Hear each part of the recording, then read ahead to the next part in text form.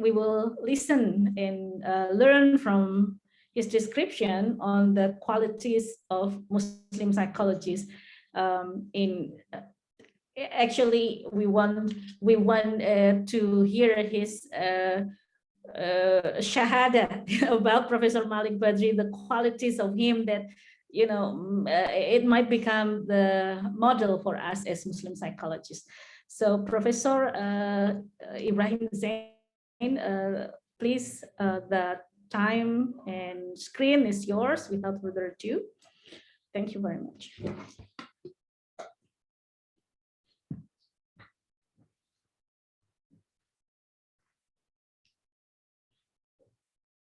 Where's Professor Ibrahim Zain?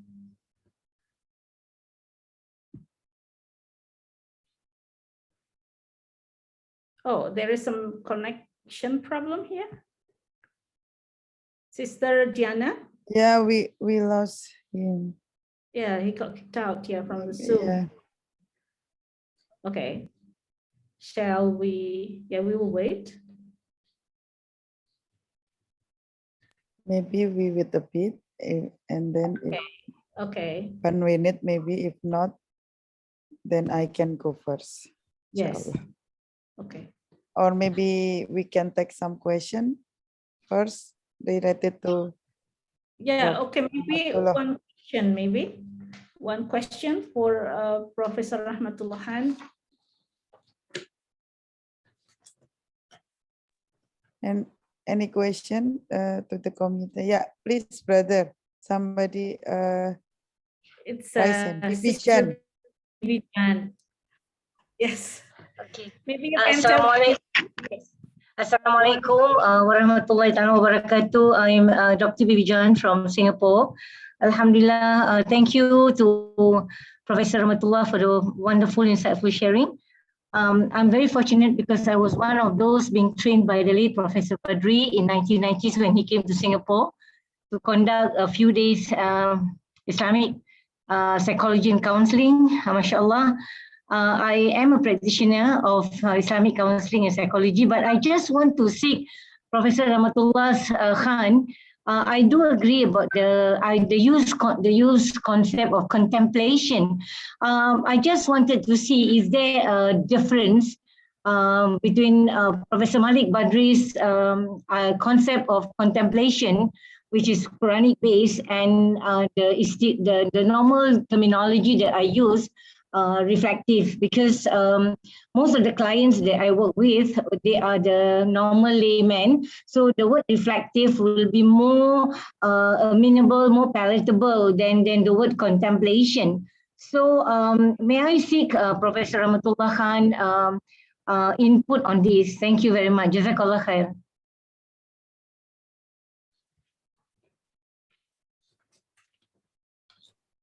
All right. Yeah, because actually our concept of contemplation is not the same as meditation. So because in you know, like our what you call our practices in Islam, where we are what you call recommended to contemplate, especially after we do the salah, we do the zikr and all that. So like, it's like, this is actually what you call contemplation. You also contemplate and you also think of. There is a number of various hadith that suggest to us that every day must be a better day than the last day. That means we keep on increasing our improvement day by day. It's not like today you do the totally best and then tomorrow you don't forget about everything. So it's like so this the concept of contemplation is actually totally different from the meditation, because contemplate means like you apply it into yourself daily. It's not like it's only a specific time. You just go and meditate, that's it, and after that you're okay. It's like it's you are doing it consciously, consciously, and it's throughout your life, your daily life. So I think maybe that is one of it lah. But we hope that actually we need to do studies on it, do studies with people who are practicing contemplation, and then hopefully we can popularize and tell people that, look, in Islam you have what you call the answer to your problems in your life, isn't it? So this, for example, the zikr, reading of the Quran is also what you call, it helps our problems in our life. There's so many stories in the Quran that when you relate to it, it will help yourself. But these are not what you call, when the client comes to you. I guess we'll have to find a way of how we can get these patients to sort of like look at it, to think about it,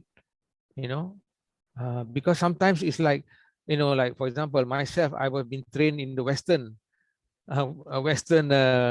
concept, psychology, and then when I start to learn and read from Malik, then I start to, in fact, the first thing about non-judgmental, when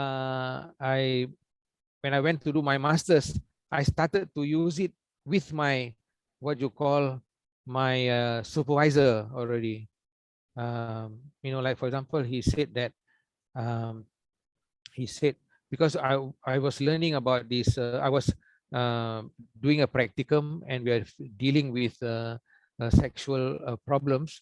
So he said that we cannot be judgmental. So when people come for us for sexual therapy, we, it doesn't matter if whether they are married or not, because we want to help them. And then I said, maybe this is quite difficult, because I said, well,